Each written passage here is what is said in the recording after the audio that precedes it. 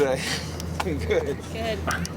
Good practice again, just a lot of progress. Sometimes it's disguised, but pretty good day for the defense, obviously. And I'm really just happy with their attitude, their mindset, their work ethic, and the progress that we're making. So, a lot of good things. Sean Holiday looked like he was out today. I think that he was just ill. He's really been doing a nice job. We're playing him at safety, and he looks like he's got natural safety ability.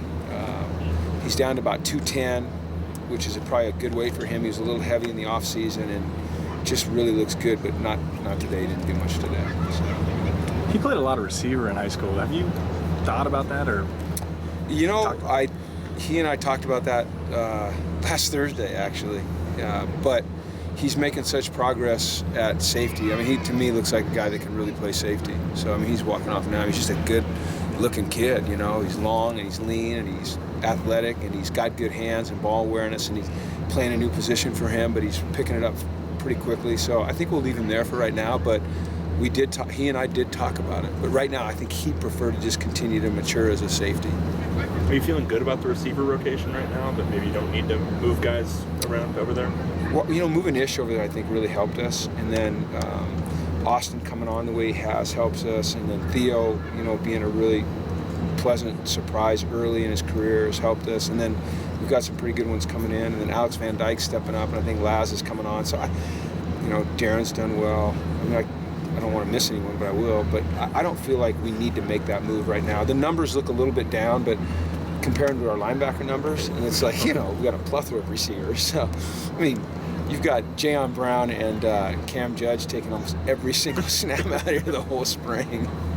So, from the perspective of somebody looking at what you guys are doing in the red zone or in the backed up, what do we take from it when we see that the quarterback's forced out of the pocket as much as he is?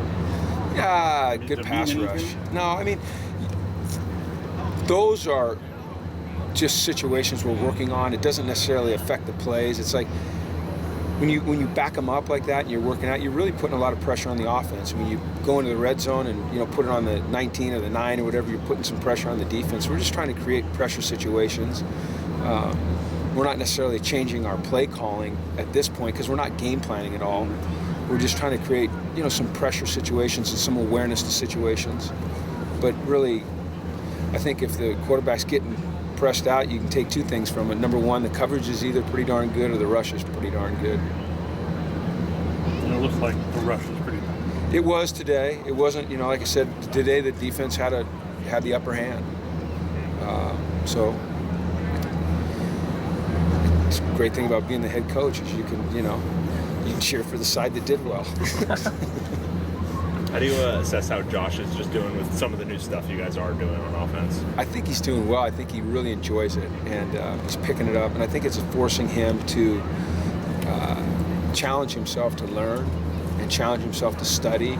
And I think Tui does a tremendous job with him. Just he's on those quarterbacks every single play. And to me, this is what you want to do with a guy like Josh Rosen. And there's a learning curve, obviously, but I see all of those guys making tremendous strides. Mike and Matt, all three of them. KP was saying that it's going to be more control for the quarterback at the line of scrimmage.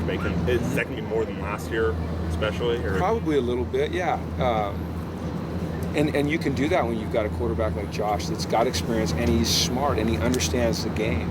And so we're giving him a chance in practice to do some of that stuff and to work the clock, or go fast sometimes, because you have to do it in practice in order to be able to have a chance to do it in a game. But I think he can handle that, and I think it gives you a real advantage offensively. Like working the pace of the game as well as working the cadence, and sometimes going fast, and sometimes slowing it down, and sometimes forcing them to show their hand on defense before they want to. So then you have time on the clock to get in the right play. All those things they're pretty advanced, and he can handle it. You talked about Ish helping out the receiver corps. Do you see him playing a bigger role than maybe you would have even expected when you transitioned him over to that side? That would be fair to say, yes. I wouldn't say it was an experiment, but it was kind of, we know he can do it. Let's see how much he can handle and how impactful he can be. And through, 12 practices now, he looks like a guy. You know, we've said for a while we were looking for someone we could throw the ball in the flat and they can make people miss and go make a play on their own, and that's what he looks like he can do. So.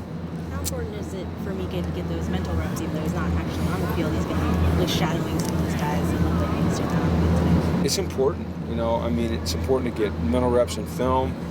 I think it's important for him to come out here, like you're talking about, him standing behind the defense and, you know, making it look like there's 12 guys on the field for the quarterback. You know, at first I was going to move him out of the way, but he needs that work. You know, he just needs to see it over and over and over and over again so that he starts to react the right way quicker. You have the spring showcase this coming weekend. Is there anything that you specifically want the team to show the fans? No, it's just going to really be another practice for us. It'll be controlled. We'll do some one-on-one. You know, we'll do some move the ball. We'll set up some situational stuff. You know, I shouldn't say no. Yeah, what I wanted to show the fans is that we're moving in the right direction, that they're excited about being UCLA football players, that they're excited about the fact there's going to be a crowd over here at Drake, that they can handle the crowd. You know, it'll be a little bit more exciting than a normal practice, and that they can emotionally handle that. So it should be a lot of fun, and hopefully we get a lot of people out and they enjoy the day and see some good things.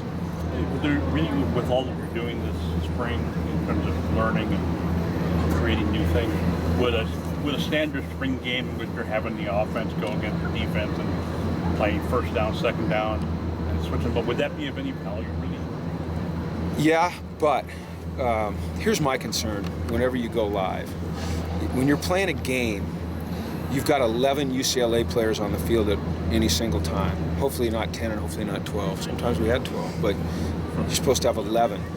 When you scrimmage against each other, there's 22 UCLA players on the field at the same time, so you double your risk for injury.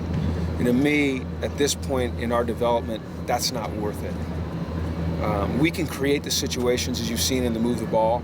You know, when you go first and 10 and second and 10 or 9 or 8 or down to 1, you know, third downs, we can create those situations that we want without having to just have 22 UCLA players at risk for serious injury every play.